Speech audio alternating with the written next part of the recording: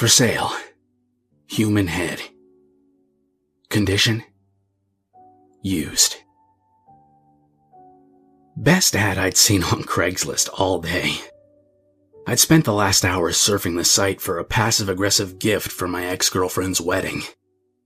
Was this a possible candidate for Gag Gift of the Year? Well, I certainly thought so. I didn't think it was real for a second when I texted the user. I just told him what I wanted it for and asked if he had any left. It didn't even have to look that real. Just enough for a little jump scare and a good laugh. Here's the reply I got a few minutes later. Plenty left. Do you care whose? Screw the fact that he's shipping heads. There's nothing that labels someone crazy like typing in all caps. But hey, let's be fair here. Considering I was asking about buying one, maybe I didn't have a right to condemn his eccentricities. I replied and told him I didn't care, just as long as it was someone I know. I mean, come on. He's got to have a sense of humor, right? Who do you know?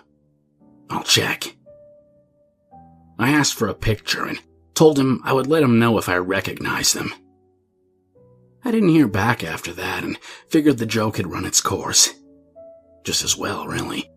Maybe it was petty to try to sabotage the happiest day of her life.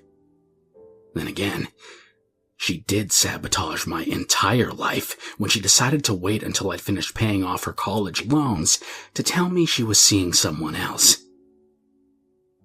It wasn't until that evening when I got the next reply. She will love this one. Nice and fat. He doesn't need it anymore. I almost choked on the pizza I was eating. Fat was a generous description of the picture he sent. Bloated would have been more accurate. Like it had been sitting out in the sun for a long time. Congealed blood still clung to the base where several inches of spinal cord extended past the tattered flesh of the neck.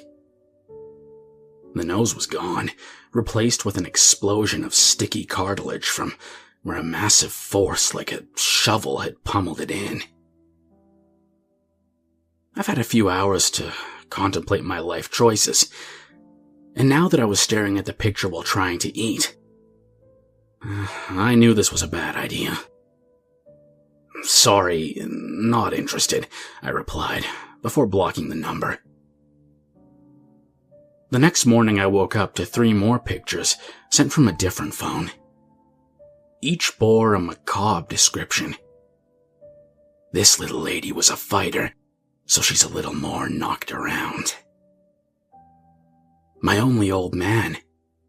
Those blotches on the skin were there before. If you want mint condition, check out this lady. Poisoned. Not a mark on her. There are some things you just have to ask, even if you don't want to know the answer. Stuff like, do you love him? And how long will Dad be gone for this time? Where are you getting all these heads from? Is another one of those questions. I typed it in, simultaneously eager and afraid for the reply. I only needed the bodies. I seriously considered reporting this creep to the police, but again, I still figured it was just a bad joke that I didn't want to waste more time on. I told him not to contact me again, and blocked this number too. A week later, I arrived at the wedding empty-handed, without a date. My ex gave me a tight smile and that half-assed hug which is usually reserved for people with a severe skin condition. She said it was nice of me to be here and thanked me for the present. Present? What present? She told me someone dropped one off with my name on it. I found it sitting on the table in the reception room. A little brown box about the size of a bowling ball with a flare of red string tied up in a dainty bow. A note was slipped underneath which read, "You seem to have trouble deciding. Here's a free demo to try out.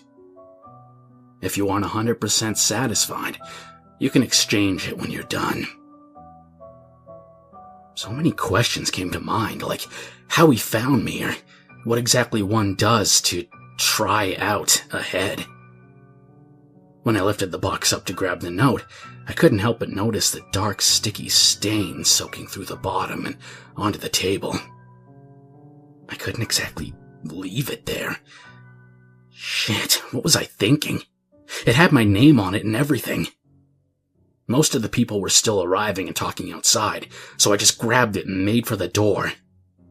There was a return address after the demo period had expired, so at least I could get rid of it. I scuttled across the dance room, trying my best to wipe up any errant drips which were soaking through the bottom. I almost made it to the door before I spotted my ex. Quick turnaround, racing for the back door instead. More people were flooding in now, including her family and many of her friends who knew me. None of them could have guessed what I was carrying, though, so as long as I could make it to the door, or at least, I could have, if the back door wasn't wired to the fire alarm. The blaring sound shocked me so much I almost dropped the box. It started to open and I caught a glimpse of the bloody pulp inside. It half flopped out of the box as it tumbled, and I had to scramble to keep it closed. From the shards of splintered bone to the puddle of dried blood around the base, I had no doubt that it was real. By the time I looked up, the whole room was staring at me. There was only one thing louder than the alarm after that. My ex's mother screaming, "He's trying to steal the presents!" My panic-stricken brain didn't want people to think I was a thief, so I just dropped the box. If I'd been able to think even a little more clearly, I would have realized it was much worse for them to think I was a murderer, but I couldn't deal with that accusing siren or all those disapproving eyes. I dropped it and ran, swearing to myself that it wouldn't matter as long as I never saw any of those people again for the rest of my life. I did get some messages, though. The next day, my ex told me that my present was a big hit. Everyone loved the gag. They thought the head was a symbolic gesture, which meant her past romances were dead, and it was so sweet for giving my blessing like that. I guess no one looked close enough to decide whether or not it was real. It's the other messages that bother me more, though. All caps, sent to remind me that your free trial is up. You can pay $10,000 to keep the head, or send one back if you're finished.